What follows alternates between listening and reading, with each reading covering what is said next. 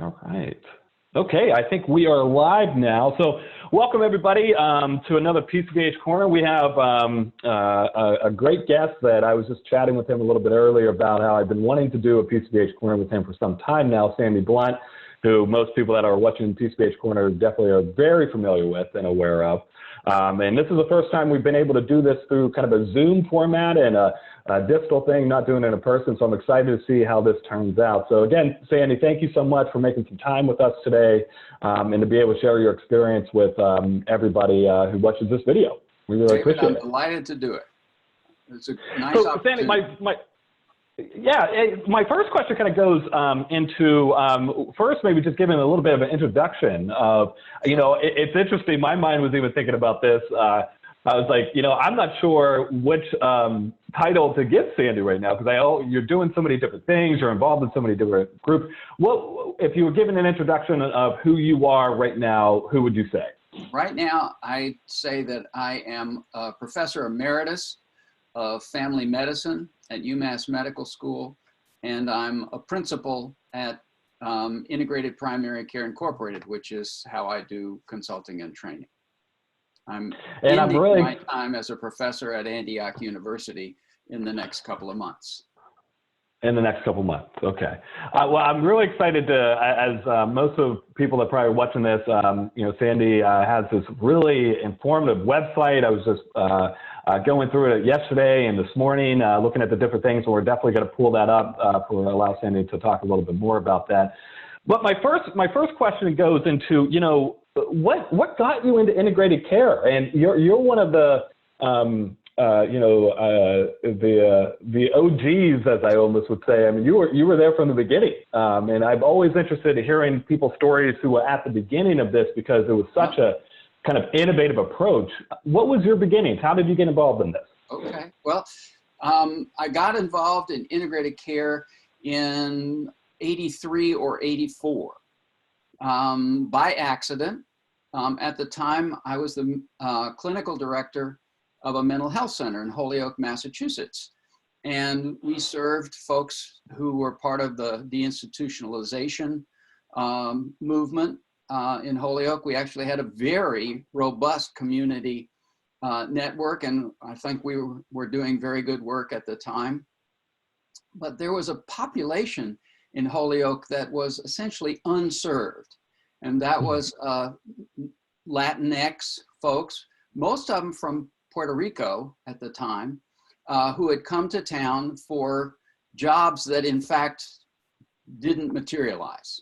And the story behind that is a long story. But at any rate, here's 25% of the town in the mid 80s is mostly Spanish speaking. There are very few jobs, and the service system is not arrayed to serve them. Hardly any bilingual folks anywhere. And so I said, well, we'll do something about that. So we read up a lot on mental health services for Latino folks, and we got a grant, and we hired bilingual, bicultural counselors and a director whose job was to be in the community 50% time. We made ourselves a friendly door so that people could come in and encounter someone who could speak to them at the desk or answer the phone who could speak to them. And so people came. They were looking for services. They came in, and a great percentage of them presented somatic complaints. We had no ability to respond to that. Someone would say, I have a terrible headache. It's in the back of my head and it goes down in my neck at night. And we would say, okay, well, here's your counselor. And they would say some version of, well, that's pretty insulting.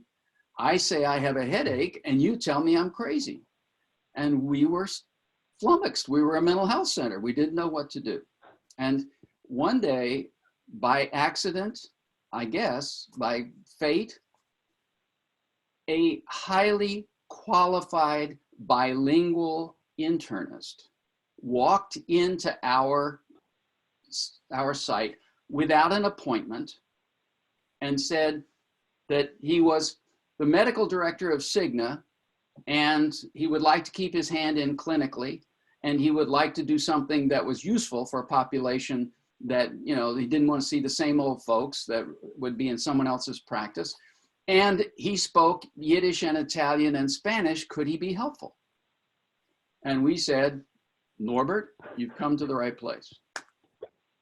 So every Monday night, we had medical clinic, and people who came with somatic symptoms could start there. Also, we had this other population of folks who had incredible health needs, and they also needed to get to medical clinic.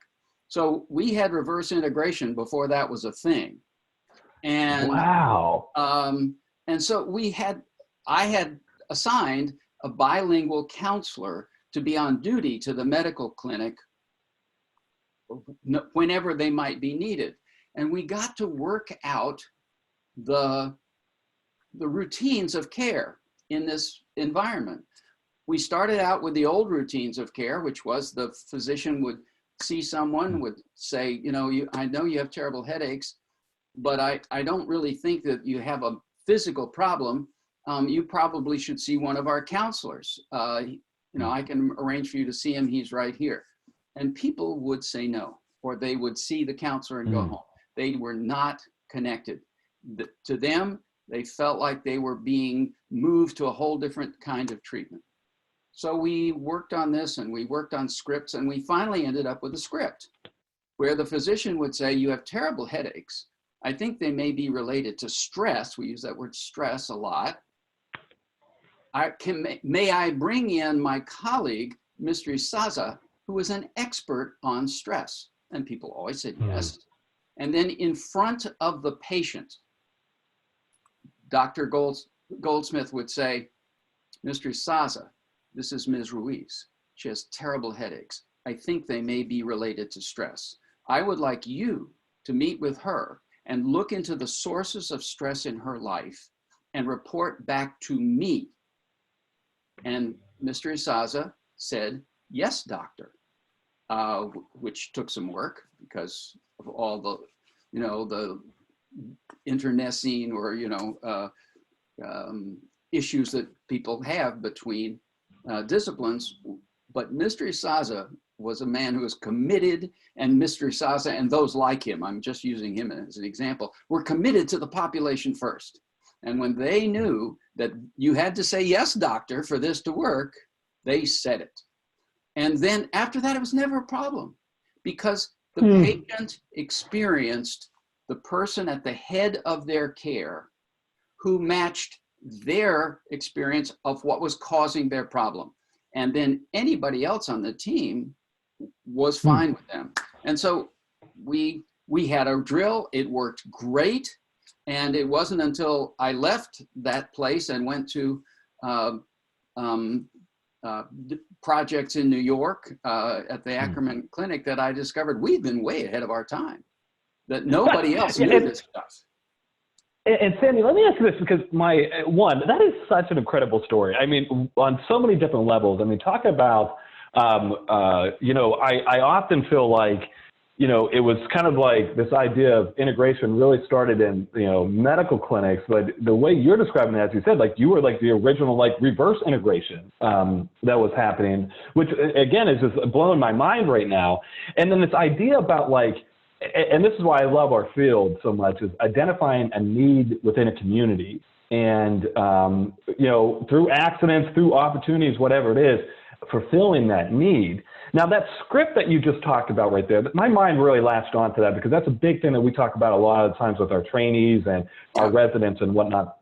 How did you come up with the script? Was it you and the medical provider coming up with something? I mean, who was all in that room discussing about what is the right words, what's the right script to use? How did you all come up with that? Myself and the bilingual counselors, and actually the doctor was just willing to do whatever we suggested. He was just nice. A great guy who wanted to be helpful, and he was delightful.